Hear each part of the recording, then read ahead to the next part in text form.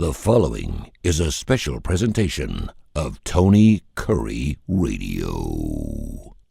Keep your mission on your mind and your mind on your mission.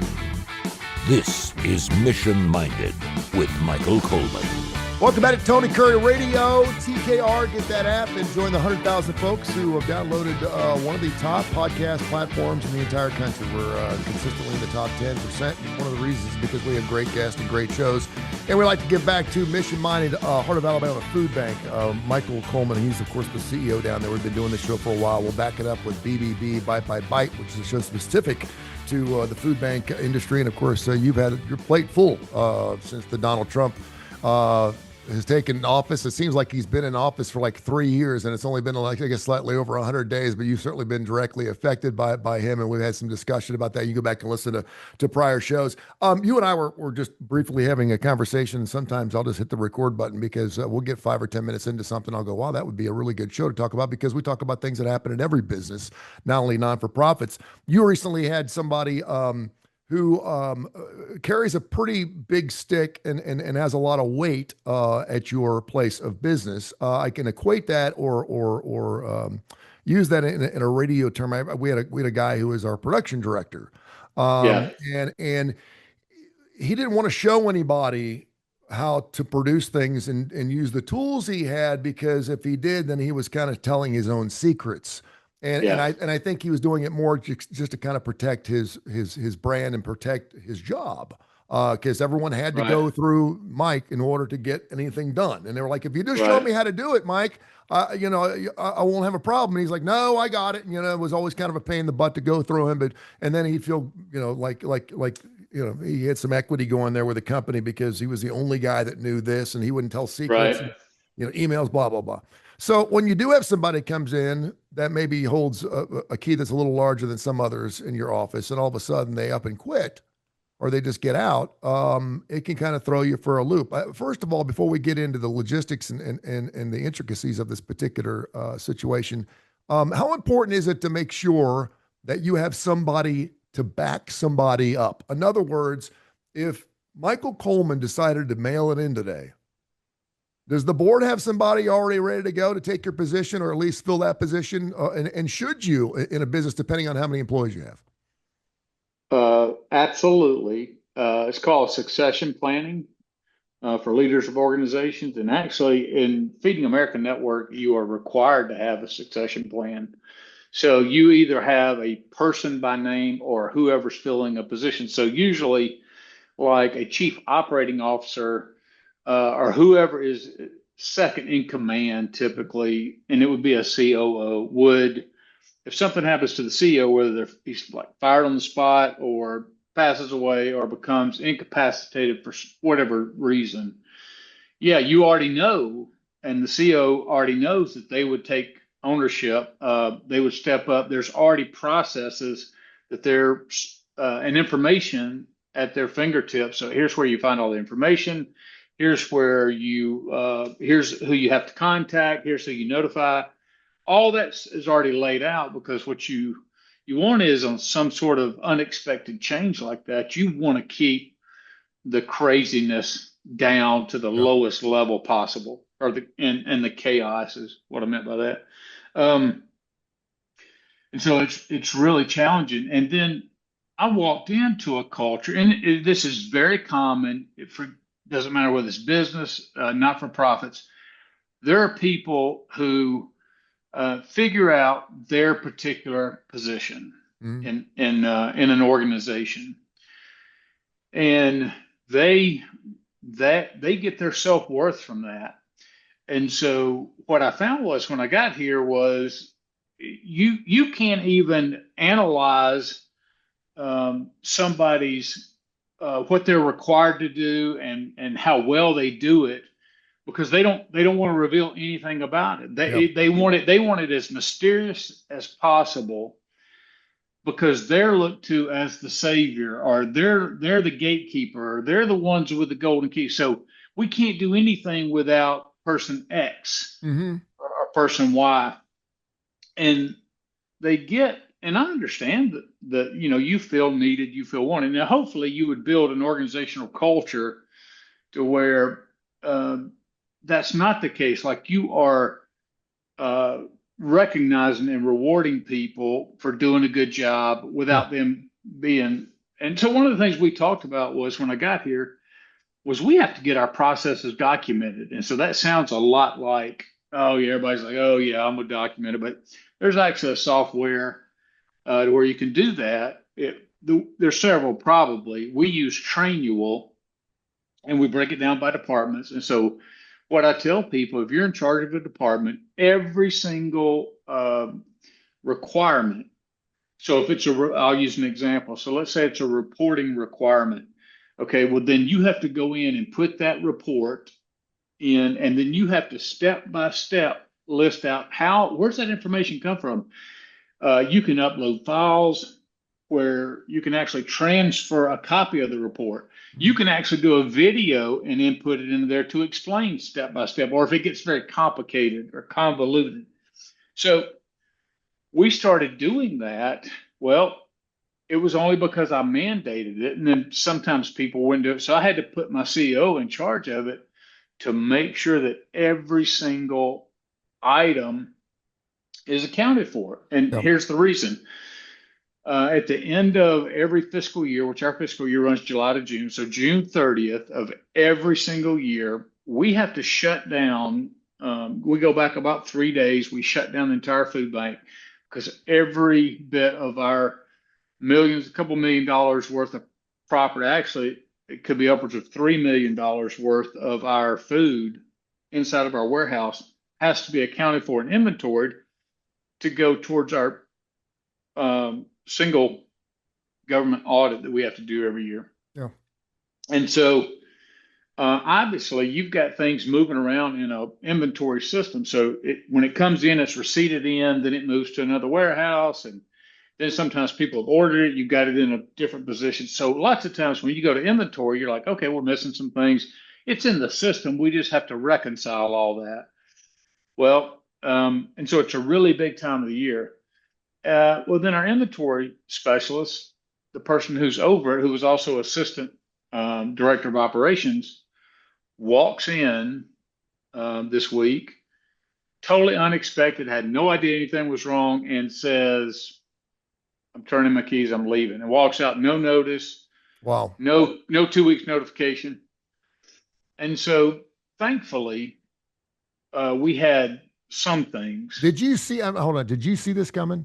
I mean, that is. I mean, it's just. I mean, even if you're bumping heads or throwing bricks. I mean, at least you kind of have a heads up a little bit. That's just not professional. I mean, that's not going to look good. She can't use this or he can't use this on his resume, right? Yeah. I mean, why would you do this? Is this something you saw coming? Had no idea.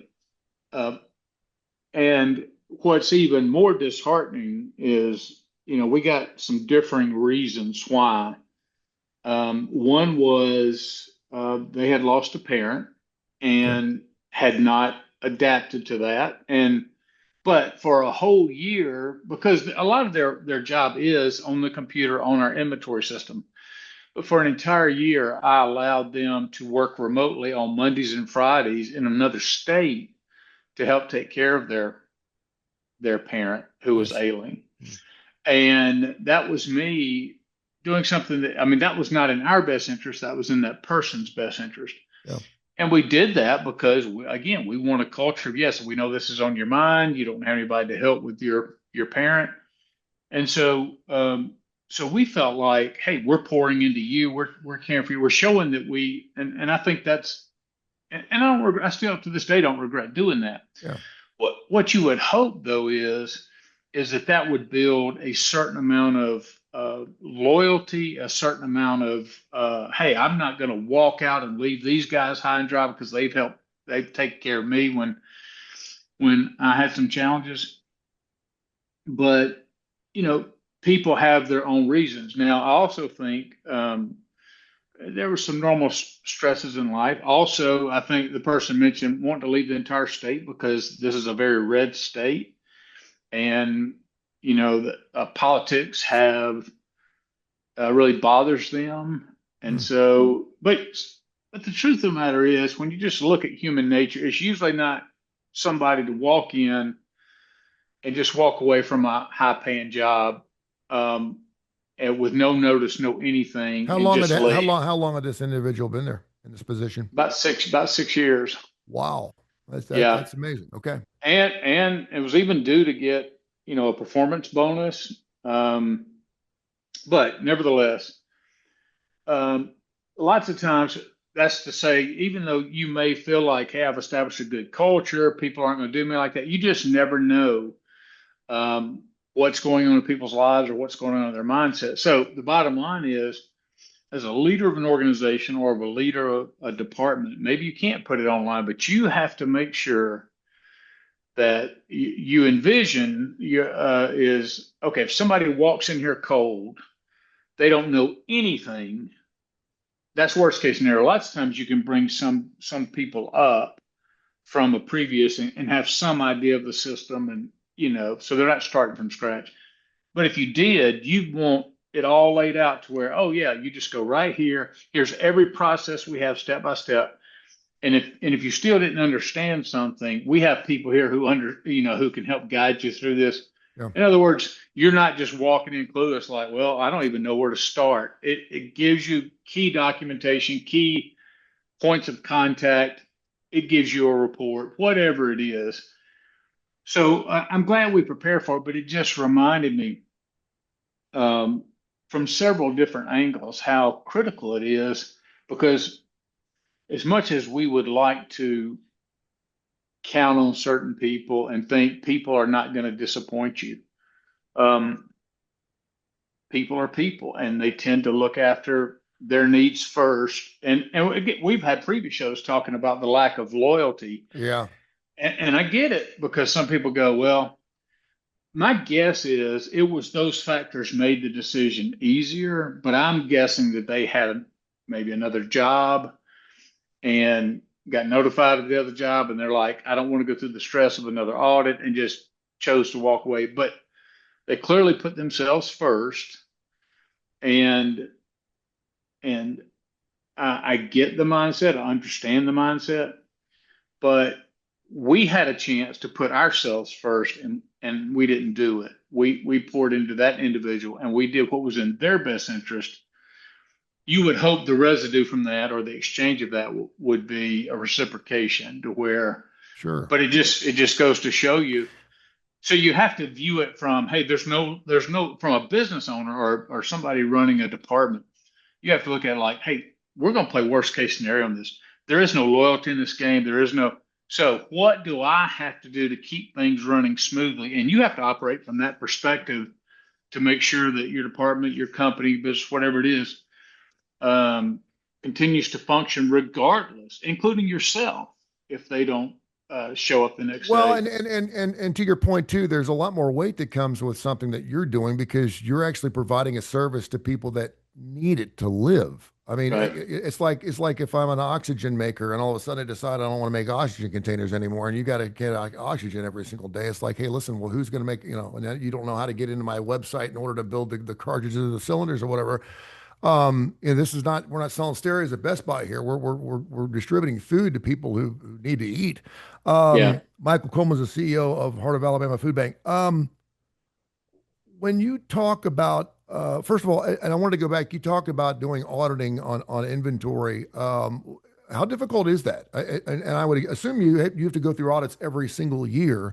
So if you'd be working it, constantly, audits should not be that difficult. Audits are hard when you don't pay attention to anything you've got, and all of a sudden you're up for 3 straight days counting cans and things like that. But how difficult is it for an inventory, for something that you're talking $2-3 million worth of inventory? Yeah, I mean, we're talking, really 5 warehouses, and the auditors will look into a system, and again, we have stuff every day that's coming in the system. We have stuff literally every day going out the system. We have them once it comes in, it's in a certain status. If it's ready to move, so you have different. It can be located. It's still there, but it can be located in a different status. So, for instance, let's say that they say, okay, you should have X amount of this product, and they may have it by weight, or they may have it by the number of cases, whatever. So, they don't go through, the auditors don't go through, they do samples. So they'll go through and say, okay, we're not going to literally go hands on everything in this warehouse. Of course, we don't know what they're going to choose. Yeah. So we have to make sure that all our stuff is right. But they go pick something and say, okay, well, pull this off the shelf. Let's weigh it. Or let's say you're missing 5,000 pounds of it, or you're missing a pallet or two of this. Well, this is USDA product oftentimes. And so, it's a really big deal if that stuff's missing. And so the reason this particular person is head of our inventory system, with that person gone, we're like, okay, somebody else has to go in there and find it. Where is it in the system? It's is it missing, or is it just been placed in a different, category? Well, or do you where find is it? too, this is not the first time this has happened to you, and I'm sure it's not going to be the last time it's happened to you because you've been in business for a long time. Normally, when things like this happen, and I've been around enough GMs that have done this, where you go in and you realize there are a lot of fires that have been started. And I hope that's not the case Yeah, for you, because I know yeah, you run a clean ship and you do audit yourself every single month. yeah, But I mean, sometimes you find out that if, when they are up and gone really fast, that you're like, okay, what's this? And then the next thing you know, you start digging, you start finding some things. So yeah. hopefully you don't find those things, but I would assume that Well, that's, you're 100% right. But the way we built it was to try to avoid that, mhm. is that we tried to build accountability across departments, so that it's not just one person can't make the decision, oh, let's going to put inventory over here, or let's do it here. So we have our normal processes. And if there's these anomalies, there's usually a check and balance system, so that you can avoid it. Now, one of the things that I think is very common, and I still do it. I'm looking down at my desk right now. I have 5 sticky notes. Okay. Now, it You has still use nothing. sticky notes? I still use sticky notes because a thought comes in my head, or I'm talking to somebody. I don't want to interrupt their thought, but I'm like, oh, that reminds me, I got to check on, I got to do X, Y, and Z. So I have these sticky notes. Now, it does not have anything to do with our processes, but I could, you've walked in and there's a million sticky notes everywhere, all over somebody's computer and everything else. That's where it really gets dangerous. If you don't document your processes, or you say, oh, wait a minute, yeah, I'm going to transfer a pallet of this out, I've got to go add it in later, Mm-hmm. and you've got those scattered all over your desk. Yeah, but that comes into that accountability of making sure and let me tell you something. I have had people that especially you get this more with old school people who aren't as comfortable with technology. And so they want to do things old school. And Mm-hmm. you have to be hands-on enough. Like, if you're like, no, we're going to document all our processes, that you have to go in there because they can almost be like a bully. Yeah. They're like, no, I know it. This is the way I've done it. It's the way I've done it for 20 years. I'm not changing. And you're like, well, you're going to, let's talk about this, because you're going to have to comply. And if you can't comply, then you're going to have to go somewhere else. And so you have to meet that, not necessarily aggression with aggression, but you have to draw tough lines with employees, because you're seeing a bigger picture. It's not that you're trying to change who they are or what their preferences are. You just know if that person doesn't show up tomorrow and you never talk to them again, that's a lot of institutional information and processes that go away. So what do you have to do? You have to codify it. You have to document it. You have to put it in places where other people can get it. And you're very likely going to have to do it over the will of the people who are holding that information. Because again, it's not just that they're holding on to it, but they get their value from not sharing that information. They sure do. So you're trying to convince them, and this is where you have to understand a little bit of psychology and deal with employees, because it's like, I need to be able to convince this person that they're still going to be valued, even though they're given the recipe, or they're telling us the secret to the sauce.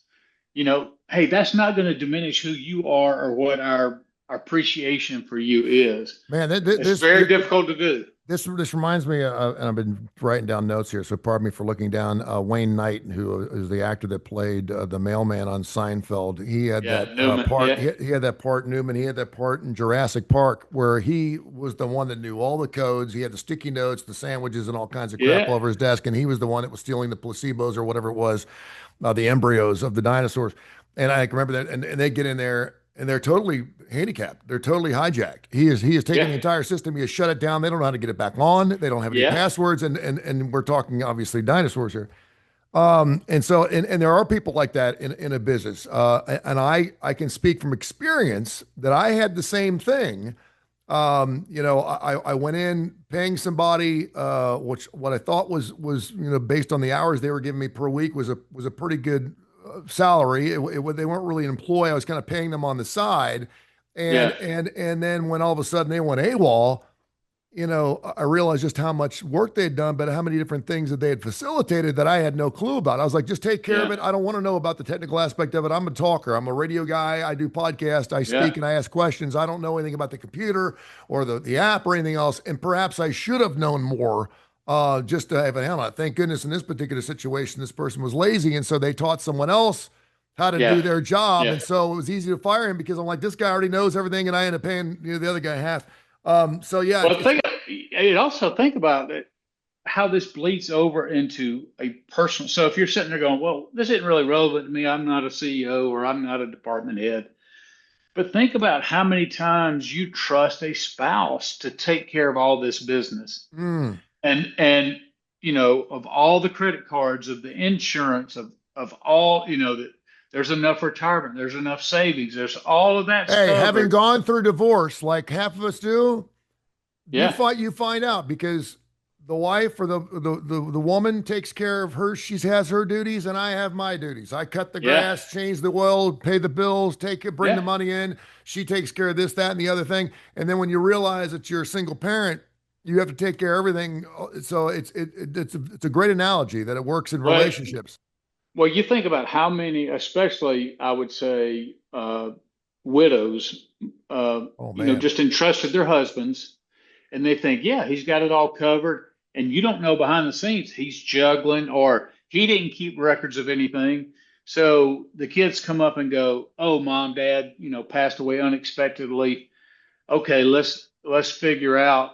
And they're like, "Well, he hmm, has all that, and you don't have a. It's no different. The yeah, dynamic is the same. Whereas we trust people and we think they're always going to be here to do that yeah, until they're not.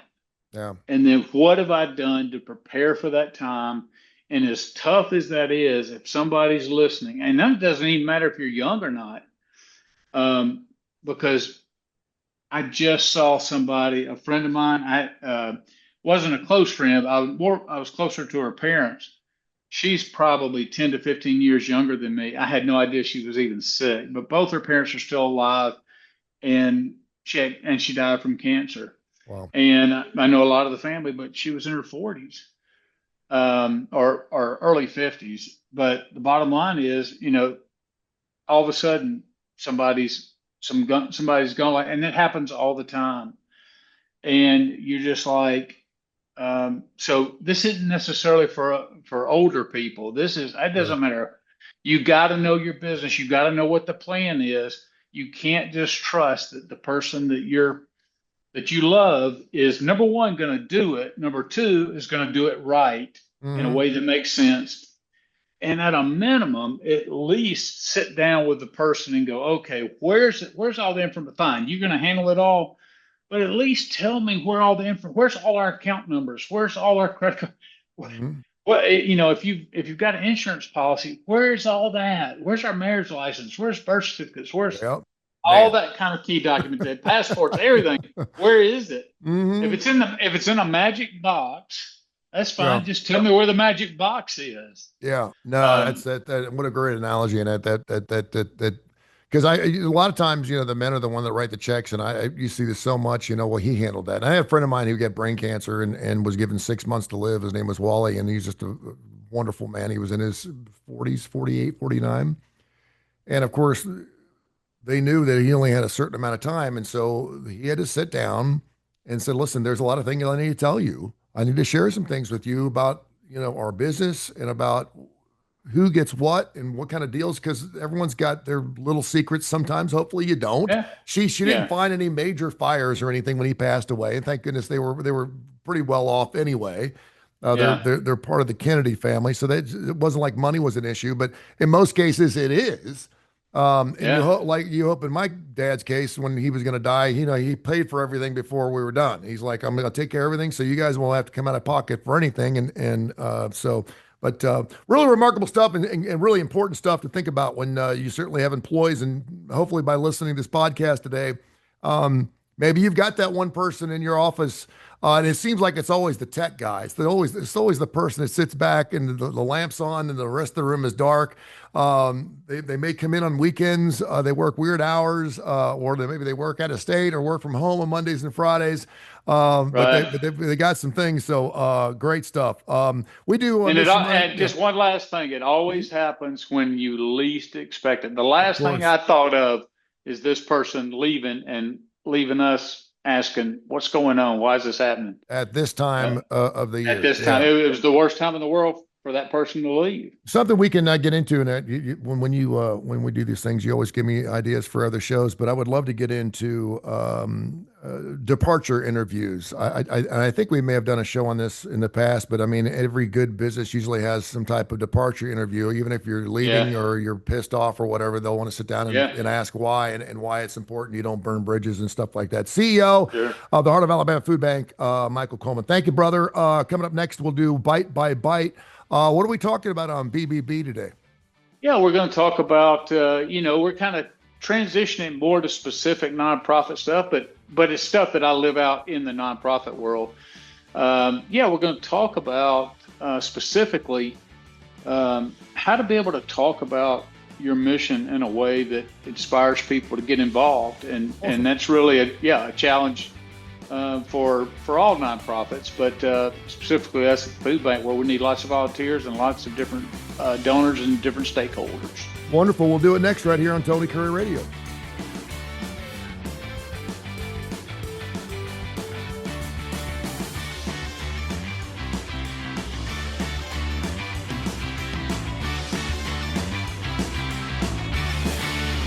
This has been a special presentation of Tony Curry Radio.